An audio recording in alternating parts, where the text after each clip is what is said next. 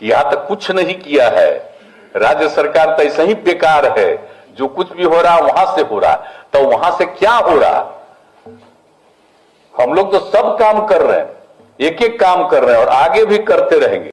कुल मिलाकर ये जो संविधान ने व्यवस्था दी है और संविधान में जो प्रावधान किया गया है कि सामाजिक और शैक्षणिक दृष्टिकोण से पिछड़े वर्गों के लिए विशेष इंतजाम किया जा सकता है, ये जो व्यवस्था की गई है, और संविधान ने जो अनुसूचित जाति की सूची बनाई पिछड़े वर्गों के अंदर से, और अनुसूचित जनजाति की, ट्राइबल्स जिन्हें आदिवासी भी कहते हैं, इन लोगों के आरक्षण का प्रावधान कर दिया आबादी के अनुपात में। और बाकी जो अन्य पिछड़े वर्ग हैं, जिसको आप ओबीसी कहते हैं, अदर बैकवर्ड क्लासेज, उसके लिए व्यवस्था दे दी गई कि राज्यों में इस बात पर भी किया जा सकता है, केंद्र भी कर सकता है। एक लंबे संघर्ष के बाद ओबीसी के लिए आरक्षण की व्यवस्था वीपी सिंह जी के कार्यकाल में लागू की गई, राज्यों में अलग अलग समय में लागू की गई। यह व्यवस्था संविधान सम्मत है। भागवत जी का विचार है कि सब तरह की व्यवस्था ठीक नहीं है, एक कमेटी बना दो, वही तय कर दे किसको मिले आरक्षण और कब तक मिले आरक्षण। तो यह बहुत ही खतरनाक विचार है, इसको स्वीकार नहीं किया जा सकता है। और भारतीय जनता पार्टी की सरकार है केंद्र में, बार बार उन्होंने इस बात को दोहराया है कि हमें एक स्वयंसेवक होने पर नाज है। तो जो आरएसएस का विचार है वो अंतिम है। ये बोले कुछ भी, जैसे अगर सुप्रीम कोर्ट के कॉन्स्टिट्यूशन बेंच का कोई फैसला हो गया तो वो अंतिम है, उसके बाद कुछ नहीं है।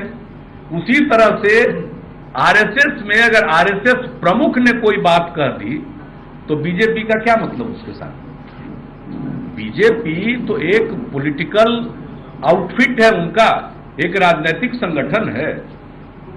आरएसएस की पहल पर ही जनसंघ की स्थापना की गई, जो कालांतर में आज बीजेपी के नाम से, भारतीय जनता पार्टी के नाम से चल रही है। और सभी प्रचारक और स्वयंसेवक सर्वोच्च पदों पर विराजमान हैं और इनको नाज है। अभी 3 दिन का शिविर चला, सबने अपनी हाजिरी दी लगाई वहां।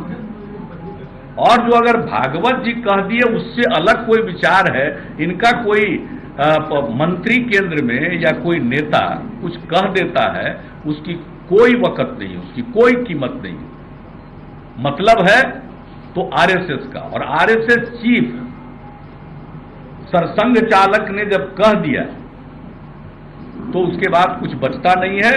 इसलिए आज बीजेपी बिल्कुल सामने है, समाज में गरीब गुरबा वंचित लोगों के बीच में भ्रम पैदा करके उनका समर्थन हासिल करना चाहती है, किसी का डर दिखाकर समर्थन हासिल करना चाहती है, और दूसरी तरफ उनके हितों पर कुठाराघात करने की इनकी पूरी तैयारी है। हम इसका पुरजोर विरोध करते हैं और ये जो संविधान की व्यवस्था है, इसको किसी भी सूरत पर न इस पर रिव्यू किया जा सकता है, न इसको समाप्त किया जा सकता है। हम लोग जितना काम कर रहे हैं, तब भाई हम लोग तो भाई प्रचार प्रसार वाले नहीं है। अब हम लोगों के पास तो बिना मतलब का नहीं है, कहीं कहीं से कहां से लाते हैं प्रचार प्रसार में, लोगों को कैसे नियंत्रित आजकल किए हुए हैं। किसी दूसरे का खबर नहीं छपता आजकल, बोलिए ना क्या क्या खबर छपते रहता है। अब आजकल तो टेलीविजनों का हद है भाई, अब बोलिए ना साहब, समाचार पत्रों का क्या हाल हो गया। ठीक है, अरे पटना में तो मान लीजिए कोई खबर होती है तो यहीं पर आप लोग लगाए हुए, तो कुछ तो बना दीजिए, एक बार दिखा दीजिएगा। लेकिन बाकी टाइम कौन कौन लोग क्या बोलते रहते हैं उन्हीं का चलते रहता है। अब आजकल यही सब फालतू चीज हो रहा है। अरे हम लोग तो काम कर रहे हैं रात में, कौन सा चीज है जिसमें दिक्कत हो रही है? और हम तो आग्रह करेंगे कि कहीं कोई दिक्कत हो बताइए, कहीं कोई घटना घटती है और कितना तेजी से एक एक चीज पर काम होता है। तो सब जगह से हम लोग देख रहे हैं समाज में प्रेम और भाईचारे का भाव रहना चाहिए। ये पूरी तरह से कोशिश हो रही है कि समाज में टकराव पैदा करो, झंझट पैदा करो, और हम लोग चाहते हैं कि समाज में टकराव नहीं हो, प्रेम और भाईचारे का भाव रहे, इसके लिए हम लोग काम करते हैं। लेकिन आजकल तो जानते हैं ना, काम तो रात दिन सरकार कर रही है और सब कुछ कर रही है, लेकिन आजकल वो चल रहा है, जो नहीं करने वाले हैं, जो कुछ नहीं करते हैं, वही अपना प्रचारित करते हैं कि इतना काम कर रहे हैं। अब बताइए ना, हर घर नल का जल तो हम ही लोग ने शुरू किए जी,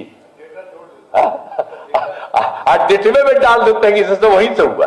अरे हर घर नल का जल तो हम लोगों का आइडिया न था जी, हम लोगों ने शुरू किया, और जब हम लोगों ने शुरू किया तो बाद में उन लोगों को भी हुआ, तो उन लोगों ने अपना नामकरण किया, नल जल का जो भी किया, और बाद में तो यहां भी पैसा देना चाह रहे थे कि भाई केंद्र सरकार का ही, हमने मना कर दिया कि हम लोग अपना कर रहे हैं तो इसको अपना तरह से रहेगा कि राज्य सरकार ने किया, नहीं तब तक तो यह प्रचारित होता कि यहां तक कुछ नहीं किया है, राज्य सरकार तो ऐसे ही बेकार है, जो कुछ भी हो रहा वहां से हो रहा, तो वहां से क्या हो रहा?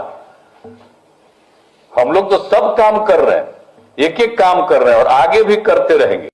कुल मिलाकर ये जो संविधान ने व्यवस्था दी है और संविधान में जो प्रावधान किया गया है कि सामाजिक और शैक्षणिक दृष्टिकोण से पिछड़े वर्गों के लिए विशेष इंतजाम किया जा सकता है, ये जो व्यवस्था की गई है, और संविधान ने जो अनुसूचित जाति की सूची बनाई पिछड़े वर्गों के अंदर से, और अनुसूचित जनजाति की, ट्राइबल्स जिन्हें आदिवासी भी कहते हैं, इन लोगों के आरक्षण का प्रावधान कर दिया आबादी के अनुपात में।